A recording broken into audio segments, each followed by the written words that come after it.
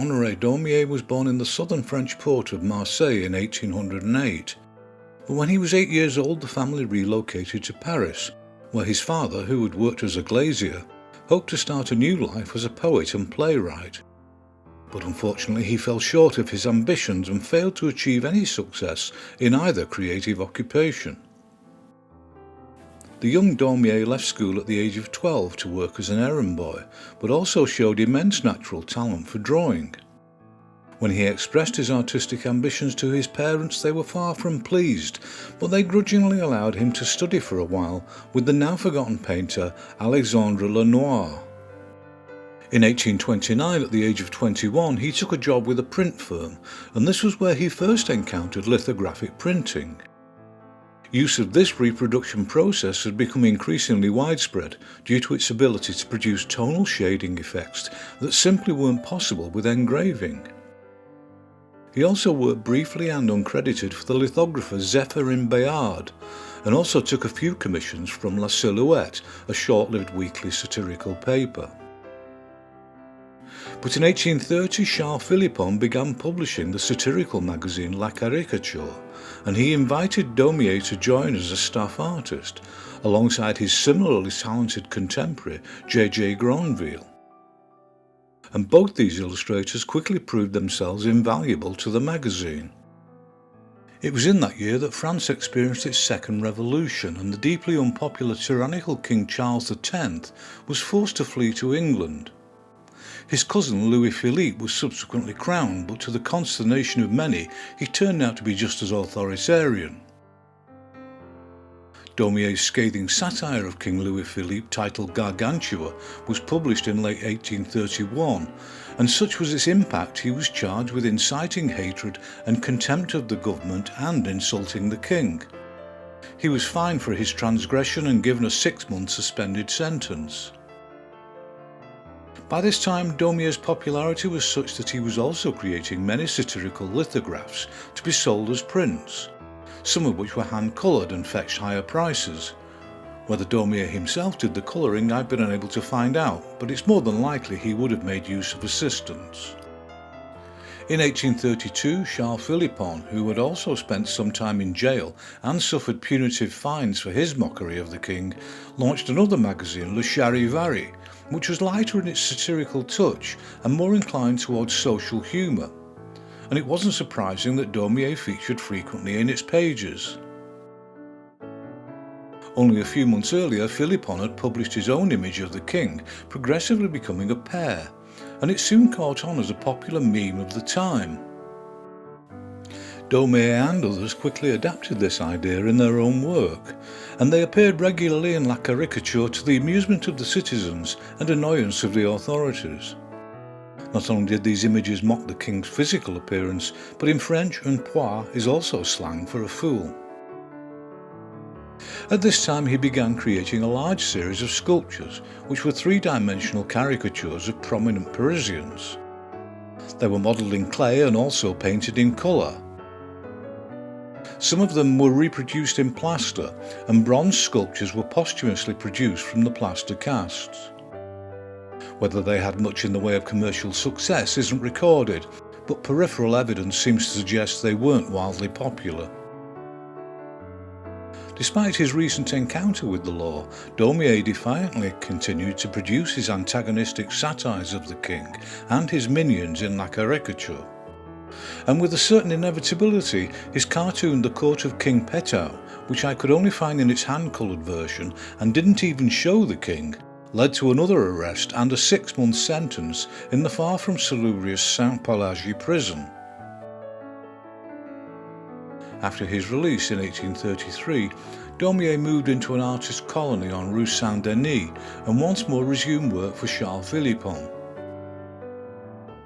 For a while at least, both magazines and those who worked for them managed to just about steer clear of the wrath of the authorities by cloaking their harsher satires in more oblique visual metaphors. But following a failed attempt to assassinate the king in 1835, even more draconian laws were passed, imposing much higher fines and longer prison sentences for any criticism of the king.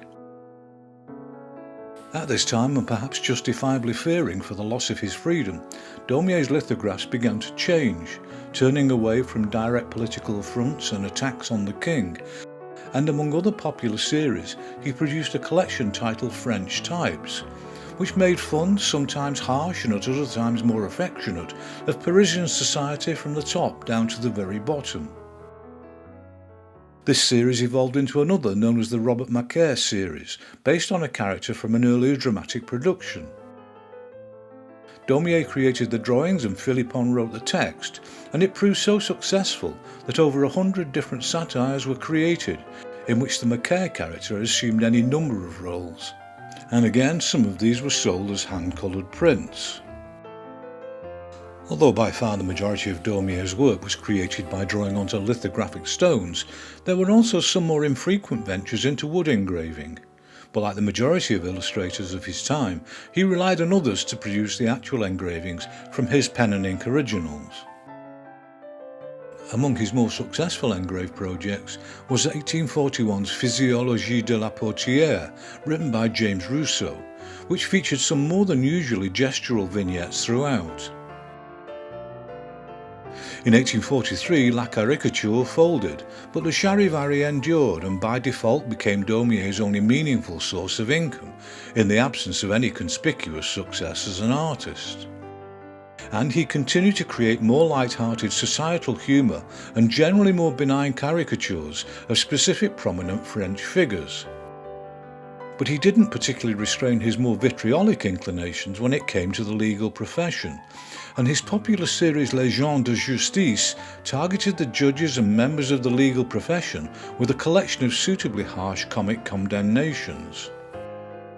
In 1846, a young woman named Alexandrine Dassy gave birth to Daumier's illegitimate son, who was also christened Honoré. Not long after, he did the decent thing and she became Mrs. Daumier, and they moved to the Île Saint-Louis, a small natural island in the River Seine. Although he was enjoying at least some financial success for his illustration work, it's also recorded that he struggled to hold on to the money he was making. Presumably through poor domestic management, he found himself in debt on more than one occasion, and the bailiffs appeared at his door with some frequency to take away his possessions.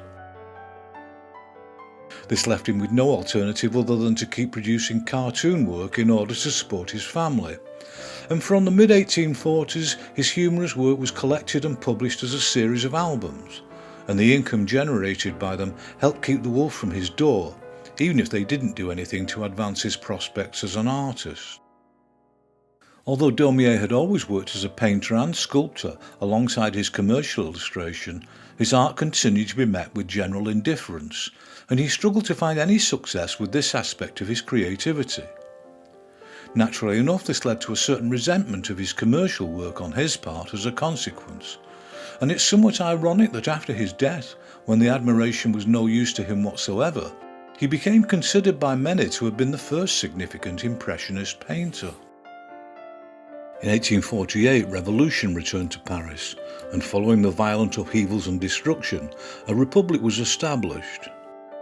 Louis-Philippe, just like his predecessor, was forced into exile in England, and the French monarchy was abolished forever.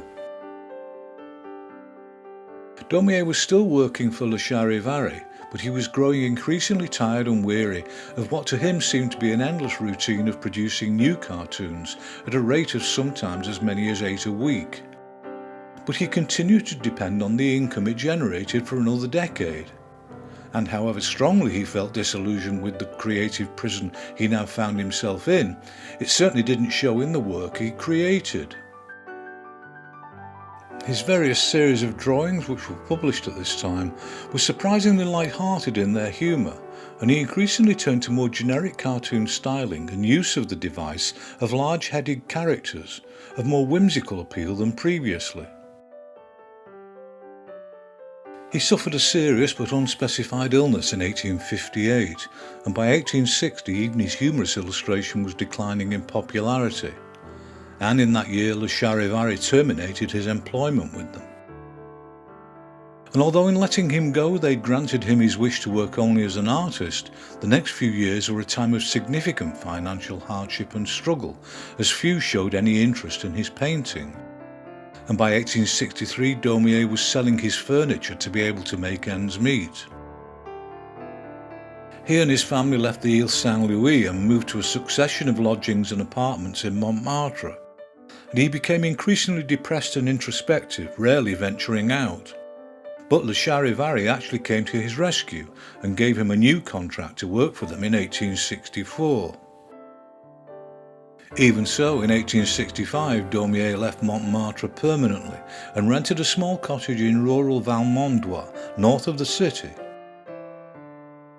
Although as an artist he had touched on the theme more than a decade earlier, it was at this time he started working on a series of paintings about Don Quixote and Sancho Panza. But just like his other paintings, they failed to set the art world on fire. Consequently, his income was now virtually non-existent, but in a remarkable display of generosity, his friend the artist Jean-Baptiste Camille Corot bought the house Daumier had been renting and gave it to him as a gift. Tragically, it was also around this time that he first realised his eyesight was starting to fail, and it got progressively worse in the subsequent years, although he just about managed to keep working up to 1872. In 1878, a group of his influential friends arranged a large exhibition of his paintings in Paris, but although some paintings were sold, it was nothing like the financial success his friends or Daumier had hoped for. But rather ironically, the work was enthusiastically received by the critics, who now revised their previously low opinion of his art.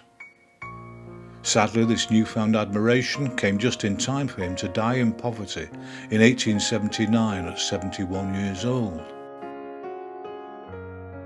In his lifetime, Daumier had been remarkably prolific and versatile, and it's estimated he created somewhere in the region of 100 sculptures, 500 paintings, 1,000 drawings, 1,000 wood engravings, and 4,000 lithographs. And while it's certainly regrettable that he never achieved the success he'd hoped for as an artist, and that this was the cause of considerable bitterness on his part, the lithograph satires he created over a career lasting half a century remain some of the most visually engrossing and historically revealing ever created.